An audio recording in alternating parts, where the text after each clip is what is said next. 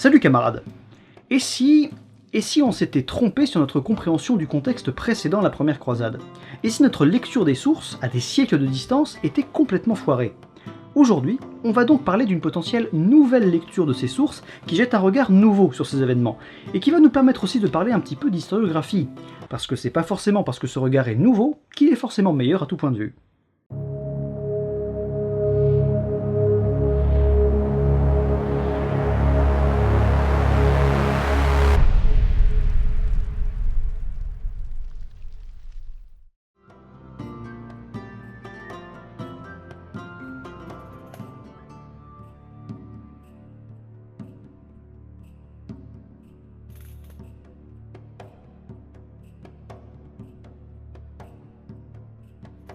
Vous me connaissez, je suis assez obsessionnel et perfectionniste, ce qui n'est pas pour autant gage de qualité d'ailleurs, mais qui me pousse à dévorer tout ce qui me tombe sous la main concernant le sujet que je veux aborder, même quand l'objectif initial c'est justement d'éviter ça en faisant des vidéos plus simples, par exemple comme la piraterie. Mais si en plus je me passionne pour le sujet en question, alors là je deviens frénétique. Et comme vous le savez... Non, j'ai pas de sujet préféré, non. Oh, bah la chute de l'Allemagne de l'Est. D'accord, les croisades. D'ailleurs, aparté, sur les croisades ou les Ottomans, deuxième sujet qui me fascine le plus, je suis souvent confronté à un dilemme.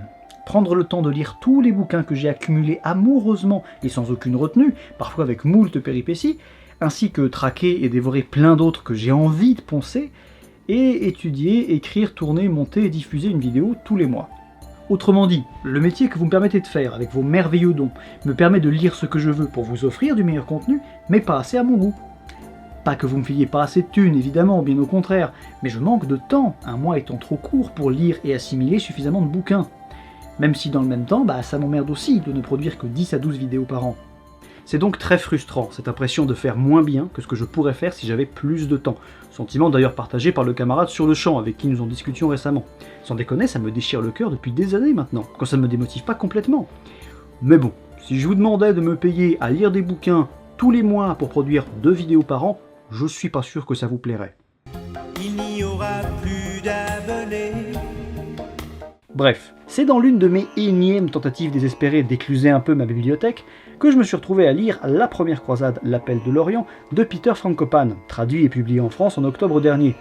C'est un brillant historien britannique, rendu célèbre pour ses 2 best-sellers sur la route de la soie, sortis en 2015 et 2018. Mais avant ça, il a publié en 2012 ce First Crusade to Call from the East, son premier bouquin, dont j'avais entendu parler, et que je voulais me procurer. Notamment parce que ce monsieur est un byzantiniste. Et pas le dernier, puisqu'il dirige carrément le centre de recherche byzantine d'Oxford créé en 2010. Or, l'un des historiens que j'apprécie le plus, celui que j'apprécie le plus finalement, et que je lis quel que soit le sujet traité, tellement c'est bien écrit et érudit, c'est un byzantiniste ayant parlé des croisades. Le prestigieux Sir James Cochrane Stevenson Runciman. Je connais pas. Je vous explique, il y en a pour 2 secondes.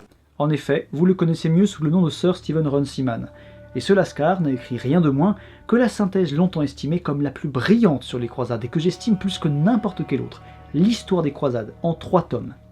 Même si chez nous, il est condensé en 2 tomes, voire en un seul. Publié en 1951, 1952 et 1954, écrit lorsque ce gros vénard brillant et excentrique était professeur d'art et d'histoire byzantin à l'université d'Istanbul. Comme je suis jalousie.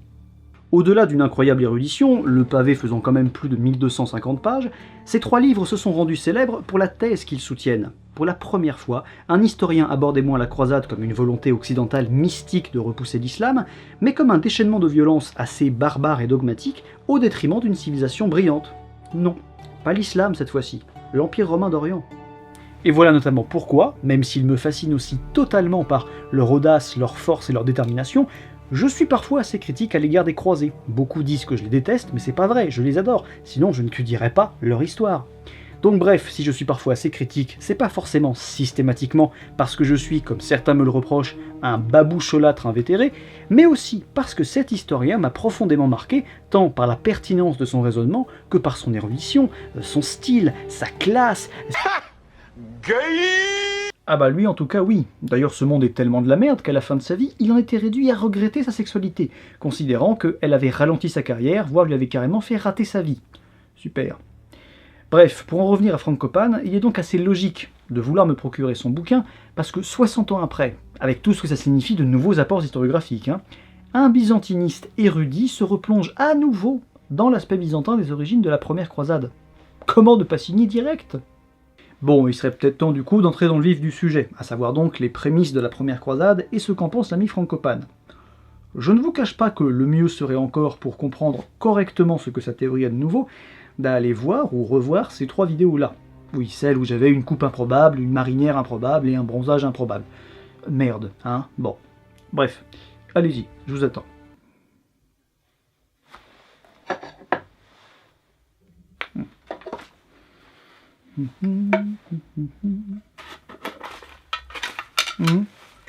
Ah bah si, je vais attendre 24 minutes 30 que vous ayez fini. Ah bah évidemment, je déconne. Oh. C'était pour rigoler. Mais c'est pas rigolo! J'exposais dans ces vidéos la vision historiographique classique du sujet, exposée notamment en détail par Runciman, mais parfois encore plus précisément par René Grousset. Alors, certes, Grousset se plante souvent sur l'analyse des faits avec une vision bien coloniale, expliquant l'amour qu'en a Zemmour, peut-être tout simplement parce qu'il a écrit il y a 85 ans, mais c'est une brute sur 2 choses. D'abord sur la chronologie et les faits, où le mec est une véritable machine avec ses 2797 pages, et ensuite sur l'aspect plus oriental du sujet, avec de nombreuses précisions concernant le monde turc que, de par ses travaux sur l'Asie, son sujet de base, et notamment l'Asie centrale, il connaît très bien, et qu'il a d'ailleurs amené à parler des croisades. Évidemment, dans ces vidéos, il n'y avait pas que ça, il y avait aussi du Ilan Brand, avec son chef-d'œuvre Crusade through Islamic Perspectives, du Sivan, avec l'islam et la croisade, du Ballard, du Cahan, du Flory, du Richard, de l'Atlante, du Demurger, du Pernod, du Norwich, du Kaplan, bref, assez, a priori, pour ne pas dire trop de conneries. Du moins, par rapport à l'historiographie accessible en librairie, qui n'est quand même pas la même chose que l'historiographie universitaire qui elle est plus difficile d'accès, mais autrement plus approfondie. Et que je convoite d'ailleurs pas mal.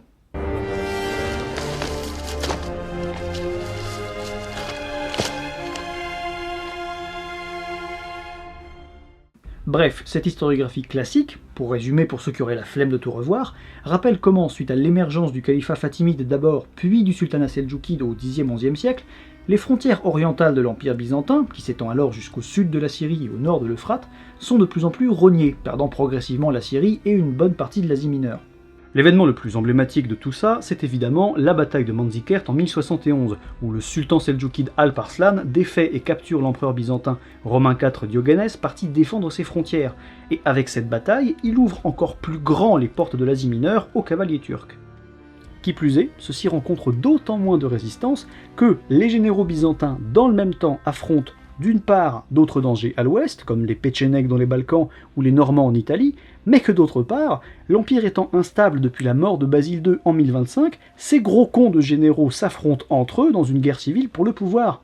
Chose peu judicieuse vu l'état actuel des frontières. Où est-ce que vous étiez encore fourré? Ah, j'étais pas bien loin. Pas bien loin. Pendant une charge ennemie, on tient son poste. Nom de Dieu, c'est pas le moment d'aller aux truffes. Les Turcs ont donc carrément face à eux un boulevard, d'autant plus que les Byzantins ont tendance depuis le Xe siècle à engager des mercenaires étrangers, qui sont plus ou moins neutres par rapport à la politique byzantine, mais un peu plus arrangeants, et qui forment les tagmata, plutôt qu'à entretenir en permanence l'ancienne très coûteuse armée des Thèmes qui fonctionnait par service militaire, et qui elle-même pesait un petit peu trop en politique.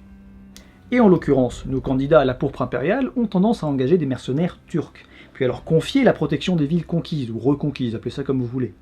Nicée ainsi aurait été remise en 1081 par l'empereur Botanéiates, ou par le général Mélicénos, à Suleyman ibn Kutulmish, le cousin du sultan seldjoukide Malik Shah, le fils d'Alp-Arslan. Bien que d'autres disent qu'il l'ait conquise de haute lutte, mais bon, en gros, il est dedans, et il va pas la rendre.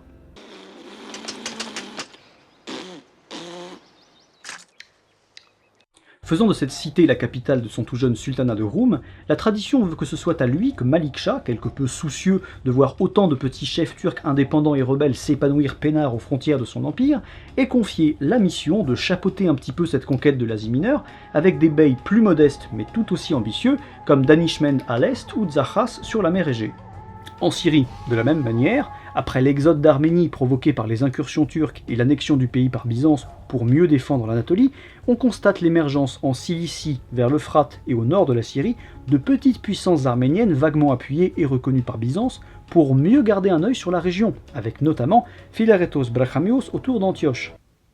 Et puis, arrivent les Seldjoukides. Ils arrivent à la fois du nord, toujours avec Sulayman cherchant à étendre son sultanat naissant et à mieux contrôler l'Asie mineure, et du sud, avec le frère du sultan Malik Shah, Toutouche, contrôlant déjà Damas et Jérusalem. Antioche tombe ainsi en 1085 dans les mains de Sulayman, qui va mourir un an après face à Toutouche, maître désormais de la Syrie et de la Palestine. Palestine, autrefois détenue par les Fatimides, Jérusalem comprise, jusqu'en 1071-1073, à peu près. Ce revirement a pas mal de conséquences. Sulayman étant mort et son fils Kilich Arslan étant trop jeune, le sultanat de Roum va passer à son lieutenant Ebul Qasim, qui doit ensuite faire face aux ambitions débordantes de ses rivaux, ou même de ses voisins, Danishmend et Zahras par exemple, le tout plongeant l'Asie mineure dans un sacré chaos. Tandis que Toutouche, lui, devenu trop puissant, se prend une claque sur le museau de la part de son frangin Malik Shah, qui reprend le contrôle de la Syrie du Nord, cantonnant Toutouche dans Damas et ses alentours, et confiant les grandes villes du nord de la Syrie à ses propres lieutenants. Faut pas le faire chier. C'est qui papa? Papa, c'est moi! Oui, sauf que papa ou pas, il meurt peu après en 1092, laissant son trône à son fils Balki-Yarouk. Toutouche meurt à son tour en 1095 en tentant de piquer le trône à son neveu, qui maintient ensuite les fils de Toutouche à Alep et Damas, le fils de Sulayman, Kilich à Nicée, un bey de son père, Yagissian à Antioche, et le bey Sokman à Jérusalem. En gros. Et face à tout ce bordel, les Byzantins, rétamés par la guerre civile et les attaques de toutes parts, réclament régulièrement depuis 1071 l'aide de leurs coreligionnaires d'Occident, avec qui certes il y a une querelle religieuse, le schisme de 1054, mais qui à l'époque est encore récente, donc réparable. Bon, ils finissent par insister vraiment à partir des années 90 et obtiennent cette aide en 1095, sous Alexis Ier, le Basileus depuis 1081. Le pape de l'époque, Urbain II, alors tenu très au courant des affaires d'Orient, est en effet très alarmé par l'expansion seldjoukide, non seulement en Anatolie, jusqu'aux portes de Constantinople, territoire schismatique certes, mais chrétien, mais aussi à Jérusalem, alors l'objet de pèlerinages de plus en plus fréquents ces derniers siècles, afin de marcher dans les pas du Seigneur. Ils marchèrent longtemps. Très longtemps. En effet, sous les Fatimides, jusqu'en 1071-1073, les pèlerins ne circulaient pas librement, mais sans trop de problèmes du moins, ce qui n'est plus le cas à partir de l'occupation turque.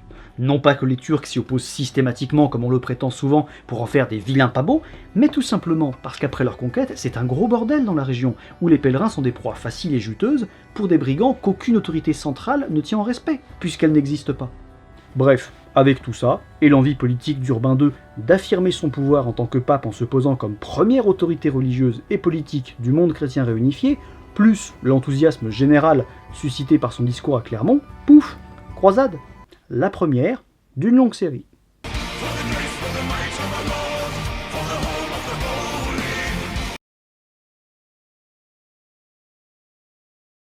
Par rapport à tout ça, la base de la théorie de l'ami Frankopan pourrait se résumer à l'interrogation suivante. Si c'est la merde depuis 1071 en Asie mineure, pourquoi l'appel à l'aide des Byzantins n'a vraiment lieu de façon beaucoup plus pressante que 20 à 25 ans plus tard, en 1095 ? Qu'est-ce qui s'est passé pendant ces 25 piges? Pour y répondre, il va donc se replonger dans les sources de la première croisade. Les occidentales, évidemment, comme Fouché de Chartres, Raymond d'Aguilère, l'Anonyme, etc., qui ont participé à l'expédition, et d'autres ayant écrit un petit peu plus tard, au début du XIIe siècle, comme Guibert de Nogent ou Albert d'Aix. Évidemment, il s'intéresse aussi aux orientales, donc les musulmanes, qui vont un peu moins lui être utiles en l'occurrence, mais surtout les chrétiennes orientales, donc les syriaques, les arméniennes, et évidemment, les byzantines. Par exemple, il ressort des correspondances d'Alexis Ier avec le comte Robert Ier de Flandre, le père du Robert de Flandre parti en croisade, correspondance longtemps considérée comme apocryphe. Et là où il est burné, Peter, c'est qu'il prétend, à l'inverse de tout le monde, qu'elles le sont pas, sa théorie à l'appui. Ce qui est soit très brillant et très courageux, soit très bête et très prétentieux. Everyone is stupid except me. Mais il ne s'arrête pas aux potentiellement fausses cartes postales d'Alexis.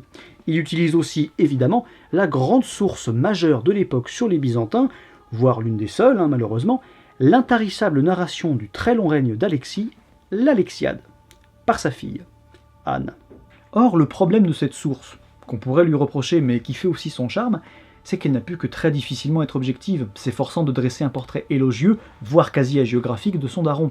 Et c'est précisément là-dessus que Frankopan s'interroge, évoquant des interprétations différentes du texte que ce qui s'était fait jusque-là. Par exemple, elle brosse un tableau super noir de l'état de l'Asie mineure au moment de l'arrivée de son père au pouvoir, ce qu'on a jusqu'ici pris au pied de la lettre. alors qu'en fait elle a pu écrire ça justement pour justifier a posteriori cette prise de pouvoir et montrer l'efficacité du règne de son père par rapport à ce sombre tableau, bien plus sombre qu'il ne l'était vraiment. Mais non, c'est pas du mensonge ça, c'est de la politique, voire un peu de la propagande. Et mentir, vous savez mentir? À la cour, c'est très utile. Et dans le même sens que ces interprétations nouvelles, il évoque aussi des zones d'ombre du texte qui pourraient s'avérer très éloquentes. Ça tease, hein? Alors lançons-nous. Alexis Ier, jeune et brillant général ayant le vent en poupe, s'empare du pouvoir en 1081 en renversant Nicéphore III Botaniates et en occupant Constantinople, non sans que ses troupes ne la pillent un chouïa au passage. Évidemment, cela lui vaut de sévères adversaires politiques digérant peu ce coup d'état, mais c'est une situation très habituelle à Byzance, surtout ces dernières années. Et ses adversaires, eh bien, ils comptent de puissantes familles d'aristocrates et de propriétaires terriens, anatoliens ou balkaniques, parmi lesquels on a l'habitude de recruter les chefs de l'armée. Alexis, pour ne pas être emmerdé, les écarte du pouvoir, réduisant leurs revenus et leur puissance, tout en plaçant les membres de sa propre famille et de son entourage au plus haut poste de l'Empire, tout en augmentant encore plus les revenus associés à ces postes, tout simplement pour être bien sûr qu'ils lui seront fidèles. Résultat, ses adversaires sont relativement muselés et ne s'activeront que peu, même lorsqu'Alexis mènera dévaluation monétaire sur dévaluation monétaire pour renflouer ses caisses au plus grand péril de l'économie de l'Empire. Mais qu'on remplisse les caisses avec du vrai ou du faux pognon, honnêtement, qu'est-ce que ça change? Ah bah ça, du blé, il en a besoin. Mis à part ses petits problèmes internes, il a d'autres chats très inquiétants à fouetter à l'extérieur. Les Petchénègues, des Turcs a priori d'origine Arhouz, mènent régulièrement des raids sur les Balkans depuis le Danube, tandis que les Normands, après avoir arraché l'Italie à l'Empire, se mettent aussi à lorgner les Balkans, voire carrément Constantinople, avec à leur tête le vieux briscard Guiscard et son fils Bohémond. Et à l'Est, eh ben selon Frankopan, ça va, bien, voire très bien. Alors certes, occasionnellement, il y a des bandes de nomades turcs qui se pointent et qui foutent un peu le boxon, mais rien d'envergure. D'ailleurs, même s'il ne l'évoque pas, ça va dans le sens des observations d'Emmanuel Sivan, rappelant qu'après 1071, Alparslan n'exploite pas le succès inédit de sa victoire sur un empereur byzantin, en se lançant dans la conquête de l'Asie mineure, ce qui aurait paru logique, mais préfère apparemment potentiellement plus se concentrer sur les Fatimides, avant de mourir en 1072, ce qui coupe un petit peu court à ses projets. Ça va même tellement bien que Frankopan relève dans les archives une activité croissante de certains centres urbains anatoliens dans les années 1080, avec notamment Antalya, élevé durant cette période au rang d'archevêché, ce qui montre effectivement qu'a priori les mecs n'étaient pas juste occupés à virer des envahisseurs païens de leurs églises. Sortez de mon église! Alors comment se fait-il que ça se passe si bien ? Eh bien tout simplement parce qu'Alexis a l'habitude, comme tout bon byzantin depuis le Xe siècle, comme on l'a dit, de recruter des étrangers pour former les fameux tagmata, plutôt que de recruter des byzantins briguant potentiellement son trône, ou du moins ayant leur mot à dire sur le fait qu'ils sont pas contents de sa gestion du trône. Et Constantinople étant, à l'époque, pour l'aventurier en quête de gloire militaire un point incontournable, il n'a que l'embarras du choix. Ainsi donc, au-delà de ses propres généraux, comme par exemple Tatikios, son ami d'enfance, qui est néanmoins fils de Turc, ou son propre frère cadet Adrien, qui est général en chef des armées orientales, eh bien on le voit recruter des mercenaires occidentaux, donc des Normands, beaucoup d'Anglais, des Scandinaves, des Flamands, mais aussi évidemment des Orientaux, donc des Arméniens, des Russes, ou des Turcs, comme Suleiman, contrairement à ce qu'on a longtemps dit, à savoir qu'Alexis avait peut-être simplement fait ou acheté la paix avec lui.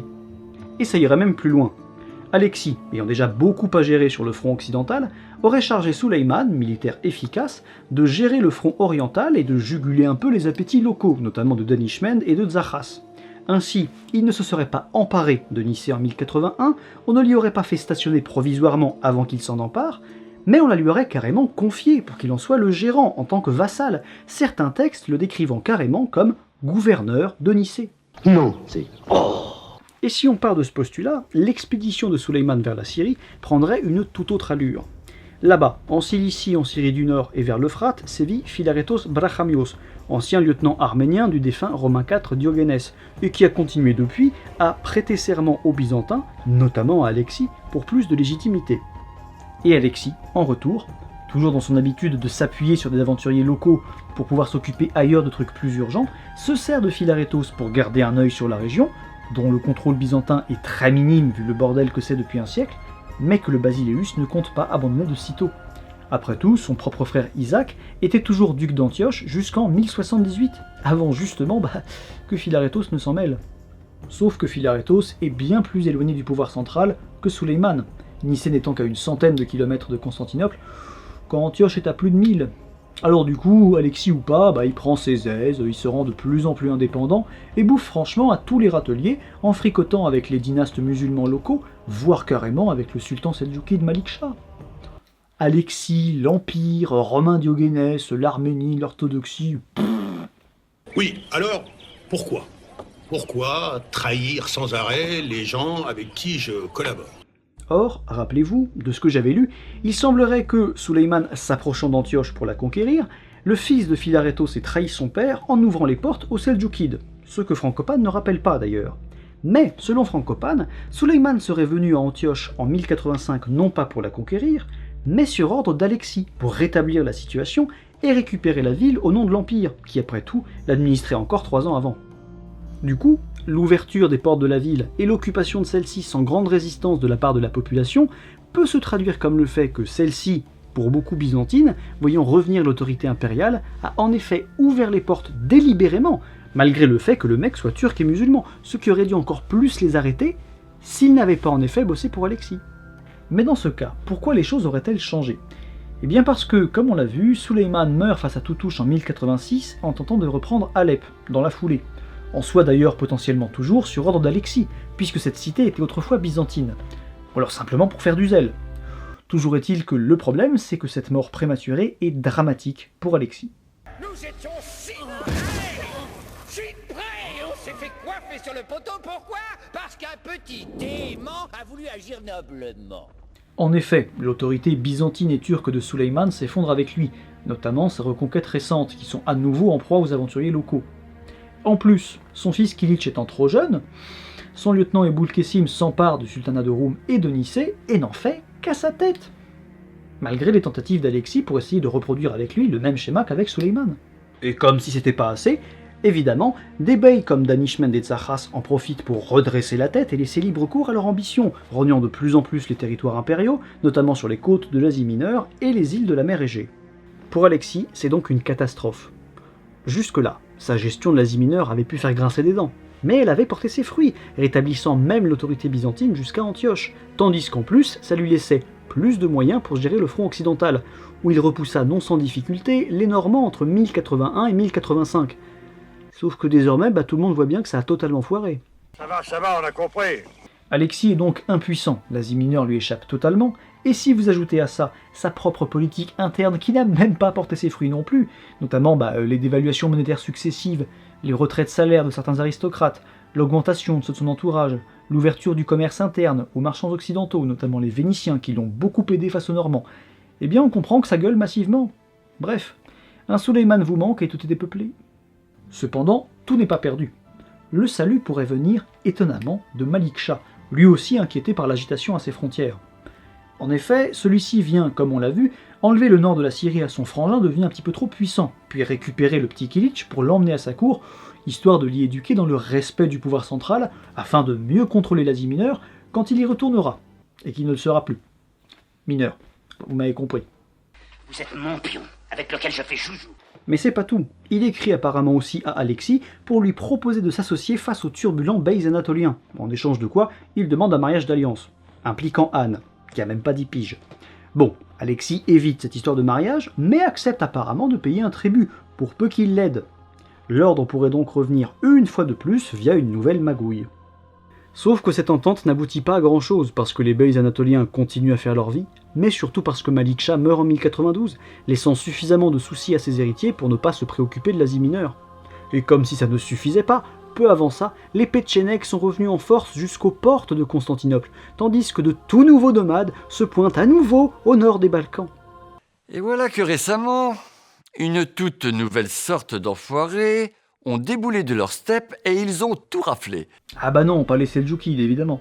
Les Koumanes. Bon, après vous connaissez Alexis, acculé mais jamais au bout de ses moyens, il réussit brillamment à s'en sortir en achetant non seulement les services de 500 chevaliers flamands, Robert Ier à leur tête, de retour de Jérusalem, mais surtout en convainquant les Koumanes de s'associer à lui contre les Petchénègues. Le résultat, c'est la bataille de Lébounion le 29 avril 1091, où les Petchénègues se font ratiboiser. C'est toujours ça de prix. C'est bien gentil, mais ça ne règle pas tout. Cet épisode-là, comme les précédents, montre qu'à part son brillant sens de la diplomatie et son intelligence vive, Alexis n'a rien et achète comme il le peut les faveurs militaires d'aventuriers de passage ou de marchands étrangers, comme les Vénitiens, que leurs homologues byzantins jalousent. C'est très foireux comme système. L'aristocratie byzantine n'en peut donc plus, encore une fois d'autant plus que c'est couplé à une grave crise économique et à une atteinte à leurs privilèges, etc. etc. Et c'est là qu'éclate un complot, en 1094, autour d'un des fils de Romain Diogénès, Nicéphore, qu'Alexis a pris sous son aile et élevé comme un fils. Ce complot, il est connu depuis longtemps en termes d'historiographie, mais Francopane suppose qu'il est plus important qu'on ne le croit. En effet, le Basileus s'en rend heureusement assez vite compte, mais n'est pas au bout de ses déceptions, car autour de Diogénès se sont assemblés beaucoup d'aristocrates, sans doute même parfois de l'entourage du Basileus, voire parfois même de sa propre famille. Et ça, il l'avait clairement pas vu venir. Brutus, cesse de jouer avec ce couteau, tu finiras par blesser quelqu'un. Il parvient cela dit à déjouer le tout, en évinçant les principaux conspirateurs au profit d'une nouvelle génération de jeunes gens qui lui sont plus fidèles. Francopane en voudrait pour preuve que certains noms apparaissent beaucoup avant 1094, puis plus du tout après, comme par exemple Adrien Comnène, son propre frère cadet et général des armées orientales, qui effectivement finira dans un monastère, tandis que d'autres apparaissent à ce moment-là, sans qu'on les ait jamais vus avant, ou presque. Cela dit, c'est quand même étrange, puisque Adrien lui-même dirigeait le tribunal devant juger Nicéphore Diogénès. Mais bon. Mais pourquoi l'étendue de ce complot, pourtant si tangible, n'est-elle jamais évoquée, ou très peu? Pourquoi n'en trouve-t-on pas plus de traces dans les sources qu'on a de l'époque? Eh bien parce qu'encore une fois, on n'en a principalement qu'une, l'Alexiade, écrite par sa fille, dans l'optique de glorifier son père. Alors si c'est pour montrer que son daron s'est tellement mal démerdé que la moitié de sa famille et de son entourage s'est retournée contre lui... Ah bah super, bravo, magnifique. Parce que pour faire une légende avec ça, hein... Et avec tout ça, on est déjà en 1094. L'Asie mineure semble définitivement perdue, le front occidental, débarrassé provisoirement des Péchénègues et des Normands, doit encore se méfier des Cumans assez velléitaires ou des Serbes, de plus en plus encouragés par la situation, l'économie se porte mal, et, pire que tout, au sein de la capitale, le pouvoir d'Alexis n'a jamais été aussi contesté en près de 15 ans de règne. Une action retentissante pourrait peut-être aider, afin d'initier un changement de politique efficace qui prouverait qu'il ne se plante pas systématiquement. Après avoir donc réussi, après des années, à circonvenir Ebul-Kessim comme il l'avait fait avec Suleiman, le faisant même venir à Constantinople pour lui confier le titre de Sébaste, ce con d'Ebul-Kessim meurt et tout est à refaire. Bon, Alexis tente alors de reprendre Nicée par la force, carrément, mais sans succès non plus. Face à pareille muraille, il lui faudrait donc des mercenaires. Et beaucoup plus que d'habitude. Même en cas de brèche, il faudrait être un très grand nombre, des milliers pour prendre d'assaut la forteresse. Des dizaines de milliers. Mais monseigneur, il n'existe pas une telle armée. En effet, s'il veut un siège en règle, il lui faut des mecs entraînés avec des machines efficaces. Et selon Francopane, qui sait qui fait ça bien à l'époque? Les Occidentaux, notamment les Normands, qui depuis leur implantation italienne et sicilienne ont mis un grand coup de collier côté poliorcétique. Bref, Alexis a besoin des Occidentaux. Même si l'argument de la poliorcétique, ça me paraît bizarre, puisqu'il me semble que les Byzantins étaient quand même plutôt des pointures dans le domaine. Mais bon. Or, qu'est-ce qui les fait vibrer, à l'époque, les Occidentaux? La foi, et plus précisément, le pèlerinage, et encore plus précisément, Jérusalem. De là à dire qu'Alexis a écrit avec insistance aux grands d'Europe, notamment au pape, en mettant l'accent sur Jérusalem par analogie avec ses propres églises anatoliennes mises à sac, par les Turcs, y a qu'un pas, que Francopane franchit allègrement. Le pape, à l'époque, c'est notre ami Urbain II, mais sauf qu'à ce moment-là, il a clairement pas commencé son mandat dans de super conditions. Son prédécesseur, Grégoire VII, est mort en 1085 en pleine disgrâce, dans un conflit ouvert avec le puissant empereur germanique Henri IV, qui en représailles a carrément fait élire un antipape, Clément III, qui a alors beaucoup plus de pouvoir et de légitimité que Grégoire et son successeur. À tel point qu'Urbain II peut bien tenter ce qu'il veut, on ne le laisse même pas entrer dans Rome. Je suis désolé. Coucou. Il a donc alors très peu de soutien, les plus prometteurs étant Mathilde de Toscane, une noble qui va lui filer un sacré coup de pouce face à Henri IV, le delay geek en a parlé en 3 vidéos, et Roger de Sicile, lui-même inquiet des avancées impériales en Italie. Pour élargir un peu sa clientèle et repimper son mandat, Urbain se dit donc très tôt que le meilleur bail serait de se réconcilier avec l'église d'Orient, avec laquelle il y a un schisme depuis 1054. Ça le poserait comme pape réunificateur des deux églises, ce qui mettrait du plomb dans l'aile de Clément III. Et pour ça, à qui qu'il écrit? À Alexis. Ainsi, en 1095, les deux ont déjà fait pas mal de pas l'un vers l'autre, et se tiennent régulièrement au courant. Sauf qu'entre-temps, Urbain II, il a grave pris du galon. Sa position s'est renforcée, notamment grâce à la merveilleuse Mathilde de Toscane, encore une fois le délégué qu'on a parlé en 3 vidéos, qui a poussé donc Conrad, le fils de l'empereur, à se retourner contre lui et à prendre le parti du pape. Ce que la femme même d'Henri IV avait déjà fait, avec une partie du clergé. Oui, bah en gros, il a le vent en poupe, quoi. Logique, donc, de voir Alexis se tourner vers lui. En plus, apparemment, des très nombreuses lettres qu'il envoie en tous sens en Europe. Urbain voit donc arriver les ambassadeurs byzantins en plein concile de Piacenza en mars 1095, où il dresse un bilan très noir de l'état actuel de l'Asie mineure et de la Syrie, et demande de l'aide plus que jamais. Non mais donnez-moi toute l'armée, je vais me démerder. Toute l'armée? Comment ça, toute l'armée? Et c'est ainsi qu'Urbain II se retrouve à traverser les Alpes pour finir à Clermont en novembre, après un petit tour des Gaules, comme on disait à l'époque. Frankopan soupçonne même l'ombre d'Alexis Ier jusque derrière les consécrations d'autels faites par Urbain pendant ce tour, où apparemment il distribua des fragments de la Sainte Croix. À savoir, un classique du prestigieux cadeau diplomatique byzantin depuis le IVe siècle. Mais les plus pointilleux parmi vous me diront, avec raison, que des appels à la défense de l'Orient, il y en a déjà eu par le passé, avec le même genre de config, empereur byzantin, pape, par exemple, Michel VII Doukas et Grégoire VII. Pourquoi donc ça a si bien pris à ce moment-là en 1095, et pas avant? Parce que le péril de l'Asie mineure et le chaos de la Syrie étaient réels en 1095, et que les Occidentaux y étaient plus sensibilisés, notamment de par la correspondance byzantine abondamment envoyée par Alexis, et de par les témoignages des pèlerins de retour de Jérusalem, parfois même précisément via l'Asie mineure et Constantinople. Toute une très savante alchimie donc pour que la croisade prenne à ce moment-là et pas avant. Autre potentielle preuve d'ailleurs du fait que la croisade ait pu être pensée avant tout pour être mise au service d'Alexis, le fait qu'aucun détail stratégique n'ait été évoqué par le pape durant ses discours ou dans ses lettres, ni le fait qu'aucun chef séculier n'ait été désigné.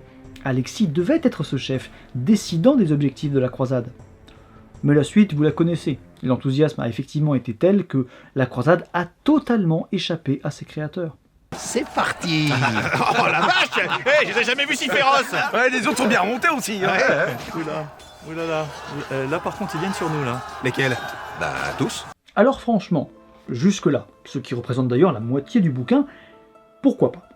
Cette lecture, cette analyse, même si elle pose quelques questions, notamment parce que il réhabilite des sources jusqu'ici jugées apocryphes, elle paraît franchement tangible, et pas plus conne que ce qui se disait jusqu'ici. Et encore une fois, le mec est une tête, c'est un universitaire, il serait très présomptueux de ma part de dire « Non, c'est de la merde » du haut de ma petite pile de livres. Néanmoins, je trouve la suite beaucoup moins solide, d'une part, et un petit peu trop forcée, de l'autre. Je m'explique. Qu'il relise la première croisade sous le prisme de sa théorie, c'est normal. Mais à certains moments, je trouve ça un peu gros, à d'autres un peu bancal, et à d'autres enfin, je m'étonne de ne pas le voir utiliser des éléments qui pourtant vont dans son sens. Et selon moi, il y a 2 solutions à ça. Soit c'est parce qu'il est byzantiniste, et donc pas spécialiste de la première croisade, soit c'est parce qu'il n'est pas toujours honnête intellectuellement. Mais ça, c'est une accusation un petit peu grave, donc on va voir ça ensemble. Par exemple, si Raymond, pourtant le plus riche de tous les barons, décide de passer par la Slavonie, la route la plus inhabituelle, car la plus dangereuse, ce qu'il est le seul à faire, le mec pourrait prendre le bateau comme tout le monde, eh bien c'est parce qu'Alexis aurait demandé à Urbain de faire passer un chef digne de confiance par là, afin de dissuader le prince local, Constantin Baudin, de trop convoiter les terres byzantines, vu que ces derniers temps il a un petit peu trop pris la confiance. Alors si effectivement on pouvait en profiter pour lui remettre les idées en place, ce serait bienvenu. À ma pogne, je veux le voir. Et je vous promets qu'il demandera pardon. Et on garde à vous.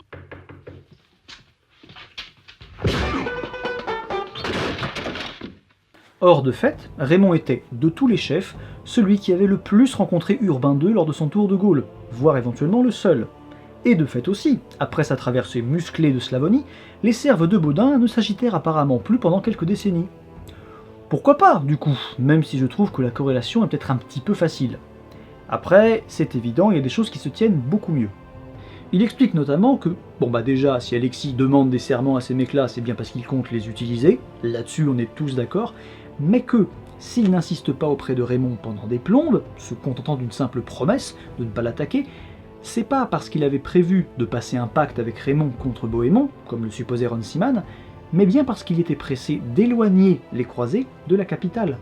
Et ce, pas uniquement non plus de peur d'attiser leur convoitise comme on l'a souvent dit, mais aussi pour éviter que ses ennemis politiques ne les approchent et ne les retournent contre lui. Donc, lui et ses fidèles sujets ont intérêt à leur faire prêter serment vite fait et à les expédier rapido de l'autre côté du Bosphore, en les arrosant de pognon, histoire de les amadouer encore plus, s'ils ne veulent pas que Bohémond, par exemple, reprenne ce qu'il avait arrêté 10 ans avant, à savoir la conquête de Constantinople. C'est ça, mais si on paye pas, tu nous butes. De même, Bohémond demandant à être nommé chef des armées impériales en Asie, eh bien ça pourrait corroborer logiquement, c'est vrai, l'éviction d'Adrien, le précédent titulaire, jusqu'en 1094. De même, le second serment exigé après la prise de Nicée auprès des chefs de moindre envergure dénoterait, c'est vrai, de la volonté d'Alexis de s'assurer un peu plus du soutien de la croisade, sachant qu'il ne pourra pas l'accompagner plus loin. Bah oui, le climat politique était alors trop tendu pour envisager sereinement de quitter la capitale pour les tréfonds d'Anatolie. Je veux bien l'entendre. Mais ça va commencer à devenir de plus en plus discutable. Déjà, le mec balance sereinement que Tatikios, le général ami d'enfance d'Alexis, toujours fidèle, a pris la tête de la croisade à travers l'Asie mineure. Alors que ça se discute, le mec avait quand même surtout l'air de s'occuper de l'approvisionnement, de les guider et de s'assurer du respect du serment prêté à Alexis. Et c'est vrai que vu le caractère des Osios, on peut effectivement supposer que la tutelle d'un Byzantin hautain, alors que les mecs s'étaient cassé le fion à traverser la moitié du monde connu pour aller libérer Jérusalem, ça les aurait peut-être un brin saoulés. Qu'est-ce qu'on fait? On le dit tout de suite ou on boit café d'abord? Il explique ensuite que les Occidentaux mis à la tête des villes d'Asie mineure libérées seraient moins des croisés que des chevaliers déjà au service d'Alexis, avant la croisade, comme par exemple Pierre d'Alifa, un Normand qui était venu avec Guiscard et Bohémond 10 ans avant. Bon, lui peut-être, mais tous, bof.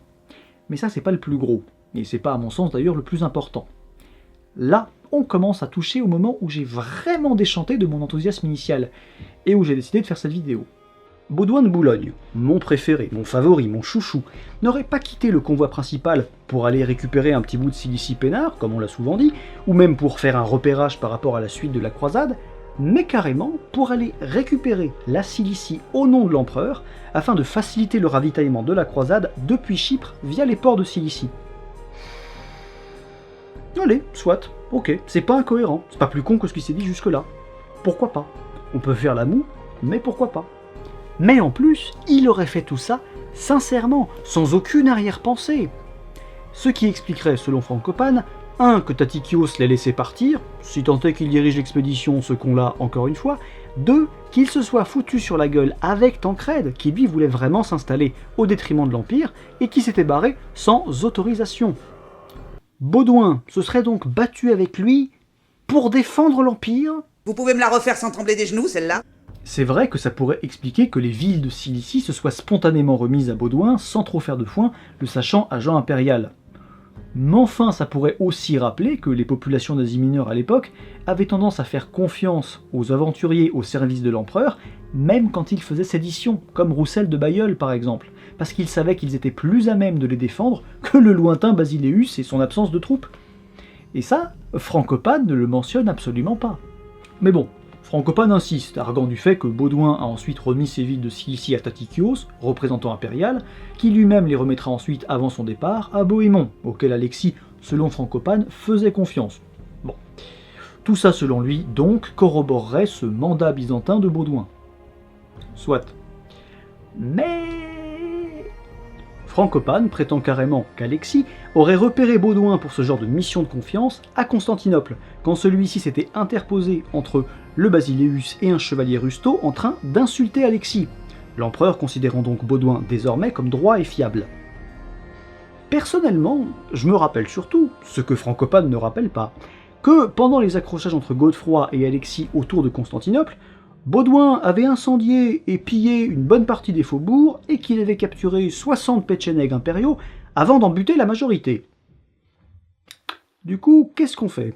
Qui a tort ou raison? Mais Frankopan va plus loin, il va toujours plus loin. Baudouin serait ensuite parti à Édesse, toujours au service de l'empereur, afin de restaurer son pouvoir dans cette région. Alors là, ça devient, je trouve, très compliqué de le croire. Déjà, j'entends qu'il soit très compliqué de statuer sur ce que les chrétiens d'Orient, notamment les Arméniens, pensaient des Byzantins à l'époque. Mais enfin, l'historiographie jusque-là retenait plutôt l'hypothèse qu'ils avaient du mal à les blairer, politiquement et religieusement. Typiquement, le dirigeant d'Édesse d'alors, Tauros, se présentait déjà comme fonctionnaire byzantin, fait absolument pas évoqué par Frankopan comme d'habitude, peut-être tout simplement parce que ça n'arrange pas sa thèse. Pourquoi foutre un représentant byzantin là où il y en a déjà un qui apparemment est déjà fidèle? Surtout que cette allégeance byzantine et orthodoxe de Tauros était apparemment l'une des raisons pour lesquelles la population ne pouvait plus le blairer, et il fut ravi de voir arriver Baudouin. Bancal donc de les imaginer ouvrir les portes à Baudouin, par fidélité à l'empereur, alors qu'il s'apprête à buter le précédent lieutenant de l'empereur, justement parce qu'il est le lieutenant de l'empereur. Il m'a jamais pas. Il m'a clamé pas.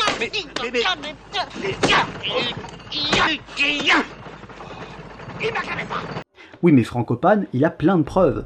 Par exemple, il dit qu'on appela désormais Baudouin duc, ce qu'il n'était pas en Europe, et qui viendrait du dux byzantin. Mieux, il dit que selon Guibert de Nogent, Baudouin s'habilla et se présenta désormais comme un fonctionnaire byzantin. Vous me connaissez, ça m'a titillé, je suis donc allé chercher le passage, et si de fait certains détails peuvent passer pour du byzantin, le reste, bof. Voyez plutôt, je cite. Il faisait porter devant lui un bouclier d'or, sur lequel était représenté un aigle, et qui avait la forme d'un bouclier grec.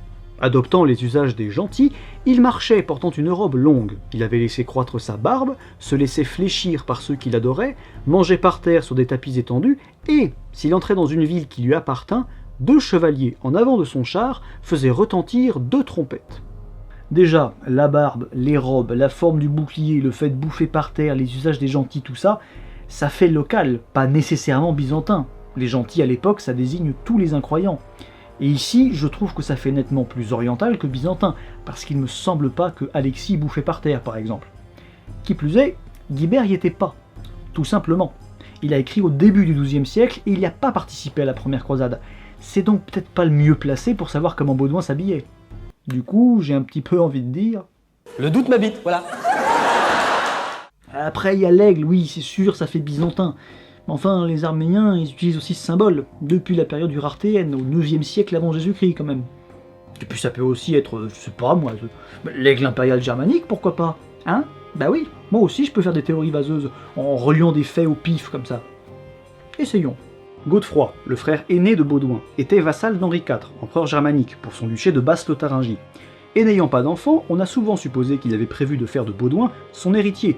Sa présence à des événements officiels aux côtés de Godefroy ou sa signature sur certains textes l'attesterait. Or, quand Baudouin quitte l'armée à Marache pour Édesse en octobre 1097, Godefroy est alors grièvement blessé après avoir affronté un ours en Anatolie, au point qu'il va passer ensuite l'essentiel du siège d'Antioche sous sa tente entre la vie et la mort. Ainsi, à Édesse, sans nouvelles ou au contraire avec des nouvelles désastreuses du siège, il pensait peut-être logiquement que son frère était mort. Et vu qu'il avait les dents longues, il revendiquait peut-être déjà son héritage, arborant l'aigle impérial germanique et se faisant désormais appeler duc, dux pour les locaux. Vous voyez, il y a un lien logique, mais c'est pas pour autant que c'est la vérité. C'est toujours facile d'avoir un avis. Vous savez, les avis, c'est comme les trous du cul. Tout le monde en a un. Après, si ça se trouve, c'est bien l'aigle byzantin. Et Baudouin a bien fait tout ça dans une optique byzantine. Mais c'est pas pour autant qu'il était sincère dans sa démarche. Pourquoi ne pas envisager, comme on l'a très souvent fait jusqu'ici, qu'il l'a fait par rapport à la légitimité que tenait Tauros de l'Empire, tout simplement, parce qu'il savait que mettre des atours byzantins sur sa récente acquisition, ça lui permettrait d'éviter qu'Alexis vienne trop l'emmerder par la suite. Exactement comme le fait qu'on avait évoqué de ne pas empêcher la mise à mort de Tauros, ce qu'il aurait pu faire, mais de ne pas y participer non plus, pour pouvoir dire ensuite qu'il a été impuissant, qu'on lui a refilé le pouvoir, et qu'il ne l'a pas pris, ne violant ainsi pas son serment, mais faisant quand même totalement main basse sur Édesse pour en devenir le seul maître à bord. Gros, c'est filou. Non, petit filou. Mais j'ai sans aucun doute totalement tort et lui parfaitement raison. Il a, sans aucun doute encore une fois, largement mieux potassé son sujet que moi. C'est évident. Mais dans ce cas-là, comment expliquez-vous qu'il s'attarde sur des détails pareils, mais pas sur Bagrat, le conseiller arménien que Baudouin a rencontré à Nicée et qui l'a poussé vers la Cilicie puis Édesse, et qui faisait partie autrefois de l'entourage de l'empereur, à en croire Albert d'Aix. Ça lui permettrait pas d'étayer sa théorie, ça? Pourquoi ne pas en parler? Peut-être tout simplement parce que, contrairement à la première moitié du bouquin, on n'est plus sur son sujet de prédilection. Ou parce que, comme beaucoup de détails que j'ai rappelés et pas lui, il l'a soigneusement évité parce que ça n'allait pas dans son sens. Ce qui peut assez vite être perçu comme de la malhonnêteté intellectuelle quand même. De même, je trouve quand même bancal de faire de Baudouin un fervent défenseur de l'Empire, ce qu'il affirme quand même jusqu'au bout du bouquin, qui va jusqu'en 1105-1107, alors que Baudouin s'est quand même pointé à Jérusalem pour devenir roi. Un mec sorti de nulle part, qui quitte son premier comté, qu'il a créé ex nihilo, puis qui se fait couronner roi, en constituant un royaume ex nihilo, une deuxième fois, quand 2 autres avant lui ont refusé de le faire, ça donne pas tellement l'impression qu'il est le vassal obéissant d'un empereur lointain possédant des droits sur la région, et à qui il a prêté serment. Ça donne plutôt l'impression que ces serments... Attendez, nous ici, on est en train de parler à quelqu'un d'intelligent. Si vous en êtes encore à respecter vos serments, on va couper court, on est tous très occupés. Je trouve aussi étrange de ne pas évoquer les relations d'Alexis avec les Fatimides, relations pourtant majeures dans la géopolitique de l'époque, et que les croisés utiliseront contre lui. On dit notamment que si Alexis n'a pas voulu venir jusqu'à Jérusalem, c'était pour ne pas entrer en guerre contre ses alliés. Al-Azimi, chroniqueur très légèrement postérieur, prétend également qu'Alexis, dès 1096, les mettait en garde contre l'arrivée des croisés, sans préciser si c'était une mise en garde ou une menace. Toujours est-il qu'il y a du matos quand même pour la théorie de Frankopan. Pourquoi ne pas évoquer ça du tout, alors que c'est un élément majeur dans la construction de l'animosité anti-byzantine? Pourquoi ne pas s'appuyer aussi sur la perception la plus commune dans le monde musulman d'alors, à savoir que tous considèrent logiquement les croisés, phénomène inconnu jusqu'ici, comme des mercenaires byzantins, phénomène connu? Encore une fois selon moi, parce qu'on s'éloigne de son sujet d'étude, ou tout simplement parce qu'il a refusé sciemment d'en parler. Mais là du coup je comprendrais même pas pourquoi. Pareil, je ne vais pas vous le faire en détail parce que j'ai trouvé ça moins éloquent que l'exemple de Baudouin et des Arméniens, et parce que cette vidéo est assez longue, mais tout le passage autour d'Antioche, qui est pourtant aussi très constitutif dans l'élaboration de la haine entre croisés et byzantins, eh bien il est assez mal traité à mon goût, assez évasif et partant de principes parfois un peu douteux, genre Alexis qui aurait vraiment confiance en Bohémond depuis son serment baratin de Constantinople. Alors que les mecs s'étaient foutus sur la gueule 10 piges avant, quand le second convoitait le trône du premier.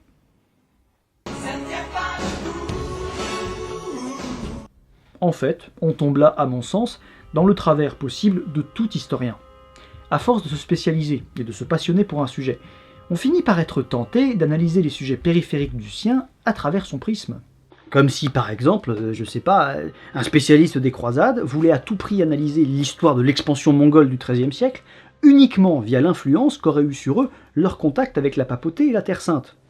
Des détails peuvent être intéressants à analyser sous cet angle-là, qui peuvent enrichir l'historiographie du sujet, mais enfin tout revoir à travers ce prisme, c'est poussif, et à la longue... C'est nul!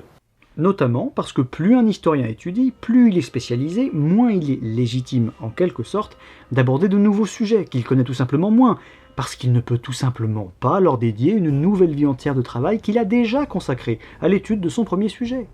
C'est mathématique. C'est pour ça que c'est stupide et casse-gueule de la part de Zemmour. Alors oui, il pop comme ça dans la vidéo, mais puisqu'on en est là, c'est l'occasion. C'est donc totalement casse-gueule et stupide de dire « Oh là là, Grousset, il avait tout compris aux croisades en disant que ça a repoussé l'islam, parce que c'était un génie, il touchait à tout, pas comme les historiens de maintenant qui sont spécialistes de mini-périodes. » Extrait. Je lis un livre, par le hasard d'ailleurs, c'était une de mes chroniques du Figaro, d'un grand historien du passé, des années 50, qui s'appelle René Grousset. Et j'avoue sincèrement que je ne connaissais pas René Grousset. Vous voyez, bon. Et je découvre, ce type est un immense spécialiste des croisades, entre autres d'ailleurs, parce qu'il est spécialiste de beaucoup de choses. Et c'est de lui que je tire cette thèse. C'est-à-dire, je vous la fais courte, s'il n'y avait pas eu les croisades en 1095, l'appel de Urbain II, l'islam, qui était très offensif, allait prendre Constantinople, aurait pris toute l'Europe, et ça aurait empêché le réveil de l'Europe, son retour aux sources classiques, grecques, romaines, etc. Et donc ça aurait empêché le développement de l'Europe, les grandes découvertes, etc. Vous voyez ? Bon, en fait, on a gagné 3 siècles, puisque les Arabes ont fini par prendre Constantinople, les musulmans ont fini par prendre Constantinople en 1453, mais entre-temps, l'Angleterre était devenue l'Angleterre, la France était devenue la France, vous voyez, il y avait... Bon. Et c'est là que ça devient intéressant, et c'est là qu'on est en boucle. On revient toujours à notre discussion avec les historiens d'aujourd'hui. Les historiens d'aujourd'hui, qu'est-ce qu'ils me disent? Ah oui, mais c'est dépassé. Depuis, on a fait des nouvelles découvertes. En fait, ils n'ont pas fait de nouvelles découvertes. Simplement, ils ont un autre angle qui déconstruit sans cesse les croisades pour montrer que les croisades, c'est affreux, qu'on tue des musulmans, qu'on va envahir, qu'on se bat entre les latins et les orthodoxes. Personne n'a dit le contraire. Le fameux sac de Constantinople en 1204 par les latins, personne n'a dit le contraire. Mais évidemment, ils veulent noyer le poisson. Et ils ont noyé un grand historien comme René Grousset exprès, parce que ce type ne leur plaît pas. On pourrait prendre d'autres exemples, comme Pirenne et compagnie. Quand je dis qu'il y a une guerre des histoires, il y a une guerre des historiens. Et les historiens d'aujourd'hui effacent les historiens d'hier qui ne leur plaisent pas. Mais sauf que c'est pas ça qu'on lui a reproché. C'est d'aborder un sujet qu'il ne maîtrisait pas, sur lequel il pouvait tenter d'écrire à ses risques et périls un pensum de faits et de dates, mais dont l'analyse risquait fort de n'être pas pertinente. Claude Caron, par exemple, excellent spécialiste authentique des croisades et du monde musulman, l'a super bien dit. Comment il dit déjà c'est par là.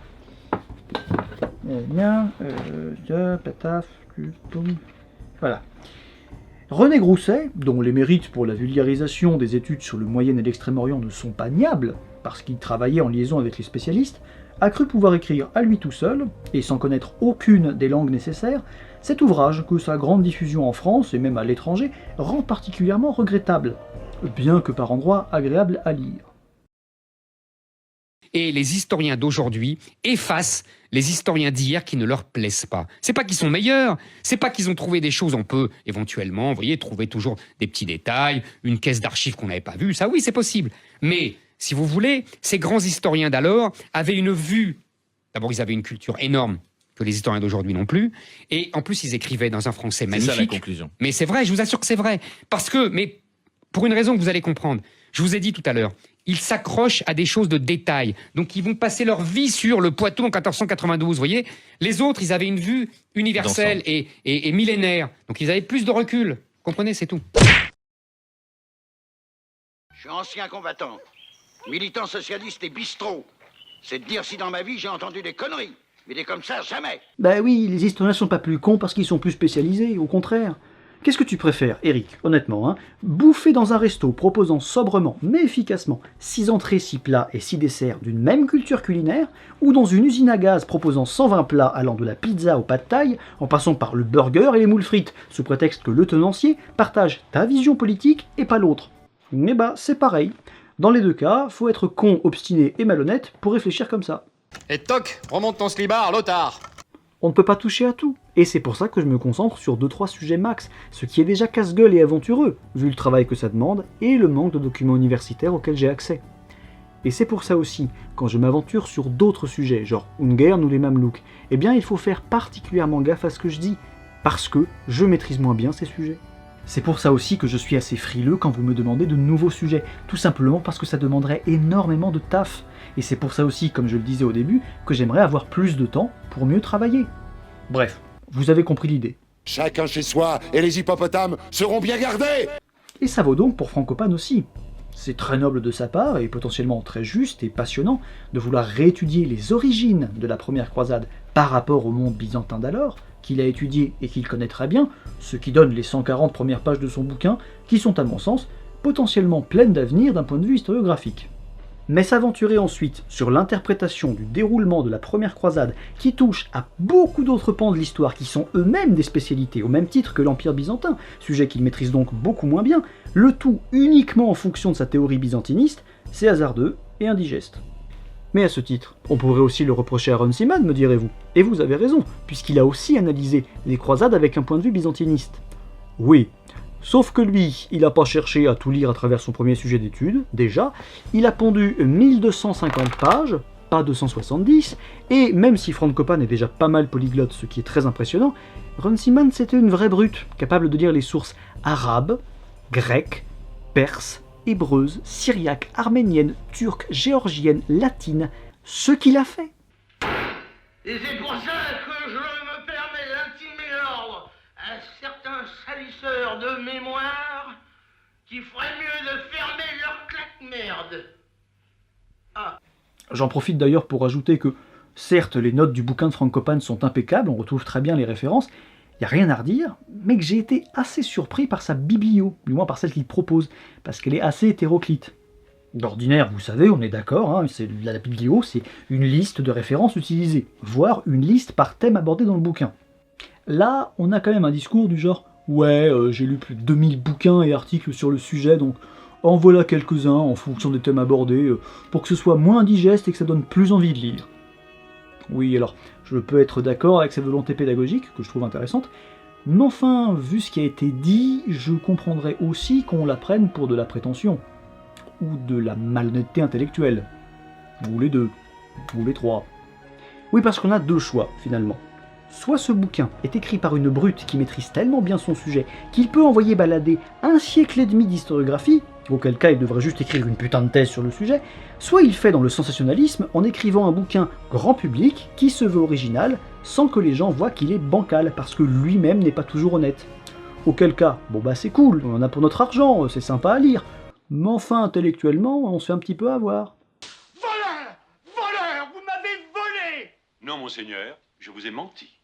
S'il fait partie de la première catégorie, alors seuls des universitaires ayant passé leur vie à étudier ça peuvent voir ce qu'il y a de contestable dans sa théorie et en débattre avec lui. Or, si moi, qui suis clairement pas universitaire, je peux remettre en question certaines de ses affirmations avec de simples bouquins trouvés en librairie que n'importe qui peut trouver, c'est qu'il est quand même plus que probable qu'il fasse partie de la seconde catégorie.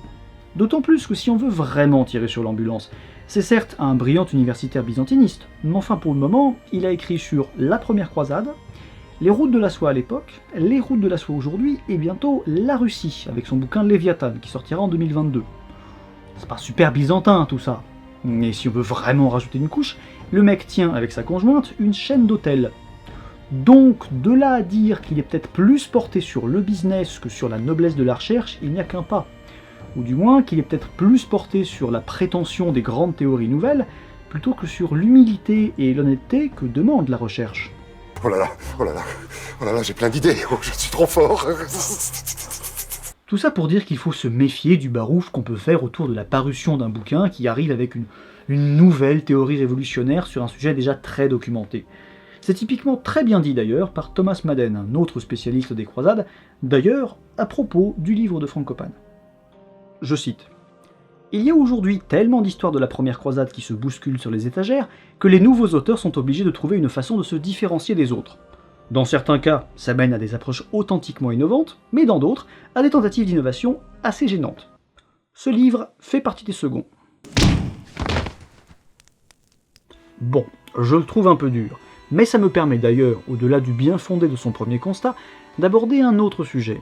Ces insupportables et éternelles guéguerres de bits entre les spécialistes de différents sujets d'abord et entre les différents spécialistes d'un même sujet ensuite. En gros, ça donne « S'il connaît rien, c'est notre sujet à nous, et en plus, moi je m'y connais mieux que tous les autres ». Ce qui me rend d'ailleurs, je l'avoue, le milieu universitaire parfois assez détestable, parce que je regrette qu'au lieu de parler de la passion qui nous anime tous, profanes comme professionnels, eh bien on parle de l'ego de chacun. C'est un petit peu insupportable. Vous avez une tête énorme. Mais pour terminer, je citerai Claude Cahn à nouveau, qui disait, il y a 37 ans, ce que dit Madden aujourd'hui, en introduction de son incontournable Orient et Occident au temps des croisades. Le bouquin que j'ai sorti tout à l'heure pour parler de Grousset.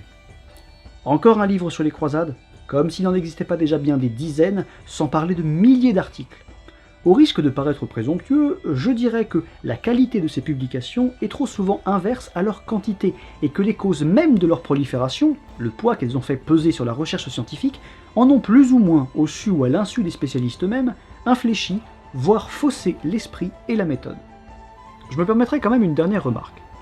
Non, il faut continuer d'écrire sur ces sujets, non seulement parce que sans ça on serait passé à côté de tas d'ouvrages merveilleux, mais aussi parce que sans eux, plein de gens n'auraient pas découvert ces sujets et ne se seraient pas découvert de nouvelles vocations qui ensuite, dans les années à venir, auraient pu fournir de nouvelles théories ou de nouvelles synthèses, etc., qui auraient pu révolutionner l'historiographie, ou tout simplement la faciliter, ce qui s'est clairement passé depuis 87.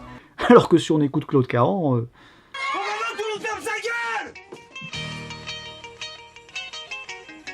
Merci donc à Frank Coppan, dont tout n'est pas à garder c'est sûr, mais clairement pas non plus à jeter, qui a permis de rouvrir un peu les débats sur la première croisade, et qui a eu peut-être la présomption, mais en tout cas aussi le courage, d'aborder un sujet qui n'est pas le sien, ce qui peut s'avérer casse-gueule. On l'a vu un petit peu. Après, plutôt que ces guéguerres d'interprétation des sources, ce serait bien aussi d'admettre que tout ce bordel a eu lieu il y a 925 piges, quasiment 1000 ans. On devrait déjà être pas mal content d'avoir les traces qu'on en a, sans chercher à vouloir à tout prix combler des zones d'ombre qui a priori nous resteront toujours inaccessibles. Même si tout historien et tout passionné rêve toujours de la découverte inopinée d'une nouvelle source ou d'un nouveau site archéologique qui révolutionnerait tout, c'est évident. Bref, merci Frankopan. J'ai bien essayé de le contacter pour discuter de sa théorie avec lui, parce qu'évidemment il est très présent sur les réseaux sociaux, mais évidemment, malheureusement, il m'a répondu qu'il n'avait pas le temps, ce que je comprends très bien. En même temps, quand on écrit un bouquin sur la Russie qui doit sortir en 2022 et qu'on gère une chaîne d'hôtels, c'est sûr qu'on n'a pas beaucoup de temps pour répondre aux questions d'un pécor. Mais enfin, quand il a ajouté qu'on en parlerait peut-être en 2021, j'ai clairement lâché l'affaire. Mais j'oubliais un point important d'ailleurs. Petite mise en garde à cette histoire. Décidément, ce livre est bien pratique parce qu'il me permet d'aborder plein de points concernant l'historiographie. Ici, la traduction. Si vous voulez vous le procurer, ne vous arrêtez surtout pas à celle-ci. Elle est fluide, c'est cool, elle est agréable à lire, c'est cool. Mais... elle nous rappelle aussi que les traducteurs, en l'occurrence une traductrice, Pascal Haas, eh bien ils sont traducteurs. Ouais, c'est pas clair, hein. Bon, je veux dire que c'est leur métier. Ouais, c'est pas clair non plus. Ils sont pas systématiquement philosophes, historiens, sociologues ou autres. Ce qui est normal, c'est pas leur boulot. Et Pascal Haas a très bien fait son boulot de traduction. C'est très agréable à lire. Mais enfin, je crois que je préférais qu'un historien traduise le bouquin avec moins de style, mais plus de sens historique. Ou du moins, juste qu'il relise le texte.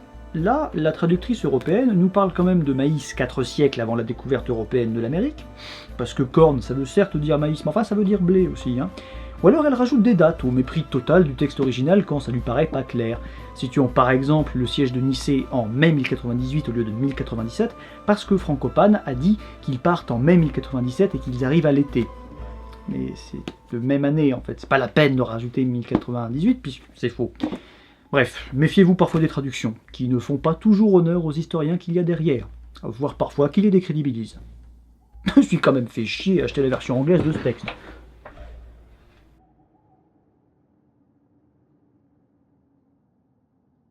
J'espère que cette vidéo vous a plu. Alors je le dis à chaque fois, mais cette fois-ci je l'espère plus que d'habitude, parce que cette fois-ci j'en suis moins sûr que jamais.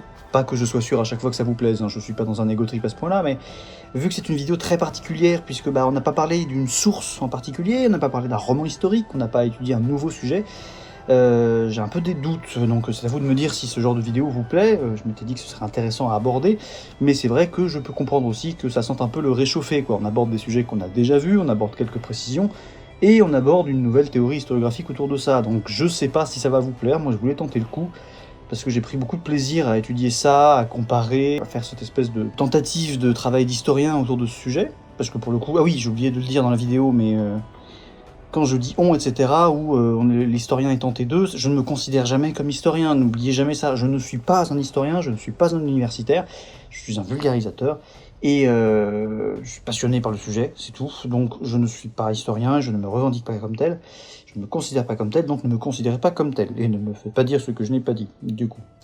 Du reste, cette vidéo va aussi me permettre, pas forcément tout de suite, mais plus tard en tout cas, de faire une vidéo pour le coup, un hérodothèque sur une source, donc comme d'habitude, cette fois-ci donc évidemment sur l'Alexiade, hein, je pense que vous l'avez compris, donc aborder le règne d'Alexis via l'Alexiade, mais aussi avec d'autres bouquins, genre que j'ai notamment en partie lu pour cette vidéo aussi, donc la biographie d'Alexis Ier par Elisabeth Malamut, je ne sais pas, puisque je ne connais cette femme que par écrit, donc je ne sais pas si on dit Malamut ou Malamu. Bref, donc voilà, j'aimerais bien un jour faire cette vidéo, mais l'Alexiade est une source assez conséquente, assez épaisse, donc on fera ça un jour, mais je sais pas trop quand. Évidemment, on finira la première croisade, c'est évident. Il y a toujours la FAQ, évidemment, en cours. Alors, bon, du coup, vu que je l'ai beaucoup repoussé, on passe de ouais, la FAQ des 50 000 à ouais, la FAQ des 60 000, en fait. Donc, remercie à vous. Encore merci les tipeurs, évidemment, comme d'habitude. Ça devient juste énorme, ce que vous me permettez de... En fait, vous me permettez d'acheter beaucoup plus de bouquins que d'habitude, donc moi, je suis ravi, mais comme on en a parlé dans cette vidéo, c'est compliqué parce que c'est pas parce que je les achète et que vous me permettez de les acheter que j'ai le temps de les lire, même si je m'y efforce. Mais typiquement, voyez-vous, cette vidéo, j'ai bien passé un mois dessus, alors qu'en soi, c'était un sujet que je connaissais déjà. En tout cas, merci à vous les tipeurs. Si vous en avez vous aussi l'envie ou les moyens, vous pouvez me faire un don sur le site Tipeee. Je suis très transparent sur l'utilisation du truc, ça me permet de vivre et d'acheter des bouquins et du matos, etc. Tout ça. Donc un énorme merci, encore une fois, vous êtes les meilleurs. Merci aussi à toute la communauté. D'habitude, je vous dis oui, les commentaires et les réseaux sociaux. Bah du coup, plus de réseaux sociaux, puisque je l'ai annoncé, j'ai quitté les réseaux sociaux de façon définitive, parce que j'estime que c'est de la merde. Ça pollue l'esprit, ça n'apportait pas grand-chose, à mon sens, à la communauté. Je n'en tirais pas tellement d'informations ni rien. Donc, vous êtes toujours les bienvenus pour discuter par mail à cette adresse mail, je ne l'assume pas du tout, hero.com@gmail.com. Donc, vous pouvez m'écrire là, et je serai ravi de discuter. On en discutera toujours plus longuement que sur Facebook ou sur Twitter, ou peu importe, donc voilà, n'hésitez pas. Que dire de plus? La prochaine vidéo, la vidéo du mois de juin, je sais pas encore ce que ce sera, j'en ai même franchement aucune idée, pour être honnête. Peut-être justement qu'on fera un peu la suite de la première croisade, parce qu'il y a encore pas mal de choses à aborder. Et vraiment, je sais pas, j'ai pas encore réfléchi, donc ça sert à rien que je fasse des pronostics. De toute façon, vous le savez très bien, je ne les tiens jamais. J'espère aussi, oui, je voulais préciser, j'espère que je ne vous ai pas paru trop prétentieux dans ma volonté de taper sur le travail de Frankopan, mais j'ai vraiment voulu le remettre en question, parce que j'estimais qu'il y avait des choses qui étaient pas... j'ai trouvé un peu bancal, alors qu'encore une fois, moi j'ai vraiment trouvé, pour faire un ressenti beaucoup plus brut et beaucoup moins sophistiqué que dans toute la vidéo, j'ai adoré lire les 140 premières pages du bouquin, et puis les 130 pages d'après, j'étais un peu surpris, je comprenais pas. D'autant plus que voilà, ce mec a une excellente réputation, beaucoup parmi vous m'ont dit oui, c'est une excellente référence, etc. J'ai lu le truc, j'étais un peu, c'est bizarre quand même. Donc encore une fois, voilà, je ne tape pas dessus, comment dire, pour le plaisir. Et quand je dis que je m'interroge vraiment, c'est que je m'interroge vraiment. Est-ce qu'il ne maîtrise pas assez le sujet et tente parfois des explications un peu bancales, ou est-ce que c'est de la malhonnêteté intellectuelle? Je ne sais pas, je ne l'accuse pas sans preuve ni rien, donc voilà. Encore une fois, ma volonté n'est pas juste de faire genre, c'est de la merde, moi je sais mieux. Non, je sais pas mieux, c'est juste que je compare avec ce que je connais déjà. Donc voilà. Sur ce, les aminches, profitez bien, déconfinez-vous bien, même si ça fait longtemps qu'on est déconfinés, mine de rien, donc voilà. Et bah écoutez, à bientôt, hein. Ciao.